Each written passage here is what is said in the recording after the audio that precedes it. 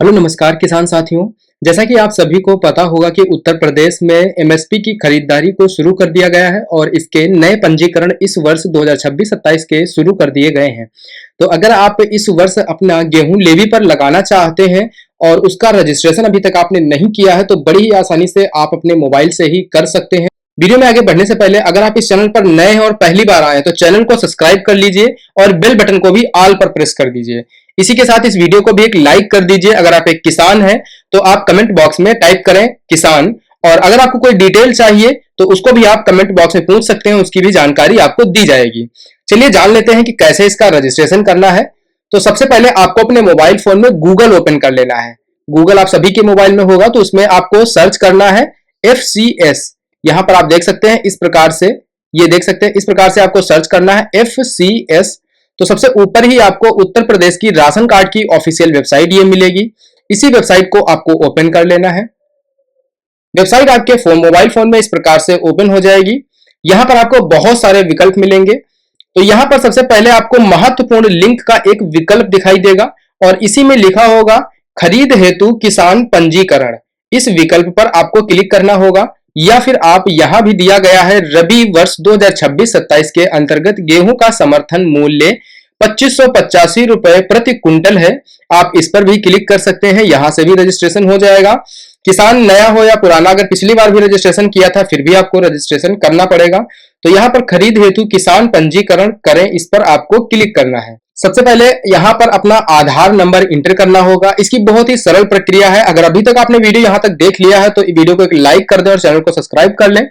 सबसे पहले यहां पर आपको अपना आधार कार्ड नंबर लिखना होगा। इसके बाद यहाँ कैप्चा कोड के सामने ये जो कैप्चा कोड दिया गया है, इस कैप्चा कोड को इस बॉक्स में लिखना है।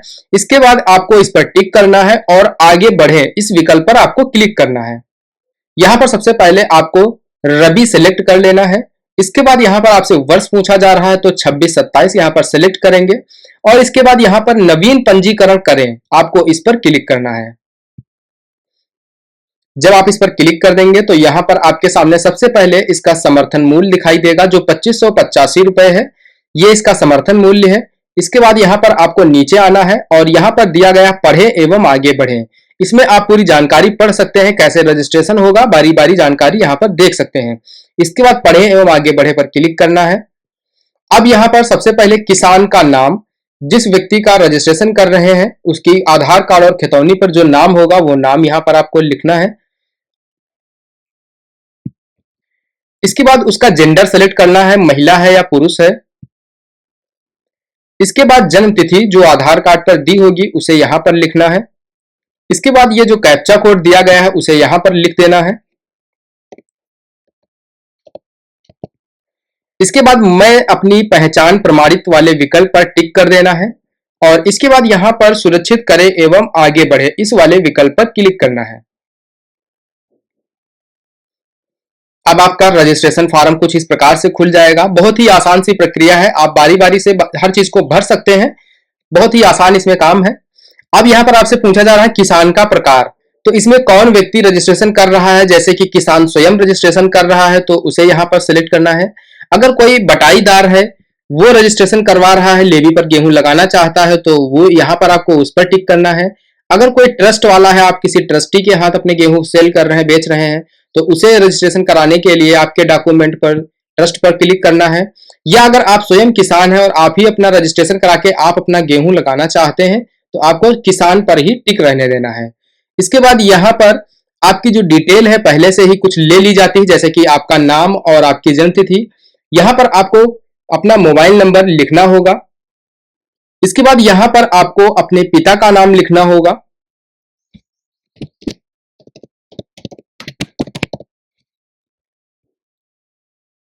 इसके बाद आपको अपनी किसान की श्रेणी का चयन करना होगा, आप किस श्रेणी के हैं। इसके बाद यहां पर आपका स्थायी पता क्या है, पते का प्रकार आपको नीचे सेलेक्ट करना है। अगर आप उत्तर प्रदेश के निवासी हैं तो उसे सेलेक्ट करें, या अगर आप उत्तर प्रदेश के बाहर के निवासी हैं तो उत्तर प्रदेश के बाहर पर क्लिक करें। तो यहां पर अभी हम उत्तर प्रदेश के अंदर वाले विकल्प पर क्लिक करेंगे। सबसे पहले यहां पर हम डिस्ट्रिक्ट सेलेक्ट कर लेंगे, जिला क्या हमारा है। इसके बाद यहां पर हम अपनी तहसील सेलेक्ट कर लेंगे।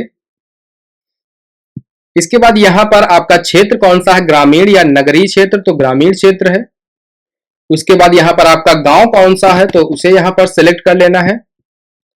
फिर यहाँ पर आपको अपना पिन कोड, आपके एरिया का जो भी, फिर यहाँ पर आपको अपने एरिया का पिन कोड देना है। और इसके बाद यहाँ पर आपको लैंडमार्क या हाउस नंबर कुछ भी आप यहाँ पर लिख सकते हैं। उसके बाद यहाँ पर आप संशोधित करें एवं आगे बढ़ें इस विकल्प पर क्लिक करें।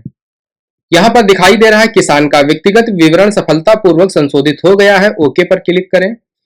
अब यहाँ पर बेचने हेतु परिवार के एक नामित या सगे सदस्य का विवरण आपको देना है। यहाँ पर आप चाहे तो दे सकते हैं, अगर आप नहीं चाहते हैं तो आप इसे नहीं पर सिलेक्ट कर दें और आप इसे संशोधित करें एवं आगे बढ़े पर क्लिक करें, ओके कर दें। अब इसके बाद यहाँ पर आपसे पूछा जा रहा है कि आप कितने कुंटल गेहूं बेचना चाहते हैं, कितनी फसल आप बेचना चाहते हैं। तो यहाँ पर आप जितनी बेचना फसल चाहते हैं, जितने कुंटल बेचना चाहते हैं, मान लीजिए यहाँ पर हम अपनी 20 कुंटल फसल बेचना चाहते हैं, तो यहाँ 20 लिख देंगे और इसके बाद संशोधित करें एवं आगे बढ़े पर क्लिक करें। भूमि जोड़ने के लिए आपसे बोला जा रहा है कि आपको अपनी इंतखाब देनी होगी, जिससे यह सुनिश्चित हो सके कि आप जो अपनी फसल बेच रहे हैं तो आपके पास उतनी पर्याप्त भूमि है या नहीं। तो यहाँ पर नई भूमि जोड़े, इस पर क्लिक करें। अब यहाँ पर सबसे पहले अपना जिला सेलेक्ट कर लें।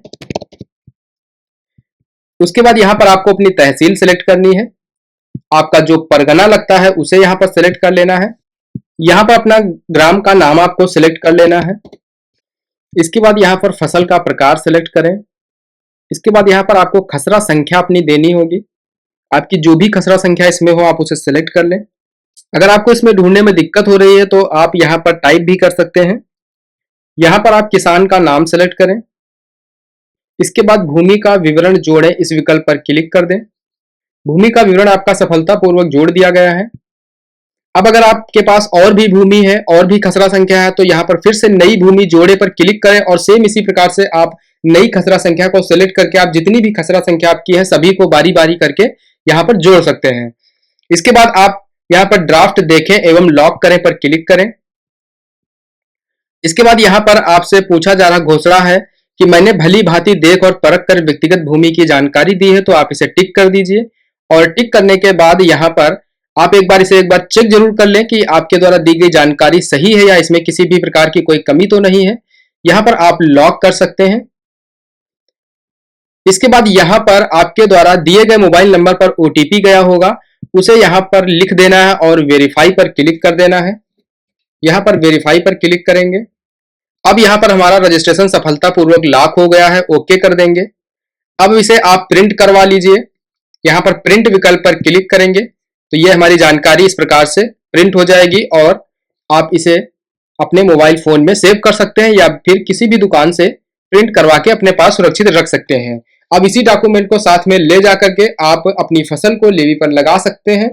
जब आपकी फसल ले ली जाएगी तो इस नीचे वाले कॉलम को सरकारी अधिकारियों द्वारा भरा जाएगा और आपकी इसको रसीद भी आपके हाथ में सौंप दी जाएगी। तो इस प्रकार से इसका रजिस्ट्रेशन करना था। बड़ा ही सिंपल सा प्रोसेस है। यहाँ तक अगर आपको वीडियो समझ में आई है तो वीडियो को एक लाइक कर दे। चैनल को अभी तक सब्सक्राइब नहीं किया है और आप एक किसान है तो चैनल को सब्सक्राइब कर ले, ताकि इसी प्रकार की खेती किसानी से जुड़ी और सरकारी योजनाओं सब्सिडी से जुड़ी जानकारी की वीडियो समय पर आपको मिलती रहे और आप उसके रजिस्ट्रेशन करके उनका लाभ ले सकें। कोई भी डाउट हो तो कमेंट बॉक्स में पूछ सकते हैं। मिलते हैं इसी प्रकार की अन्य वीडियो के साथ, तब तक के लिए धन्यवाद।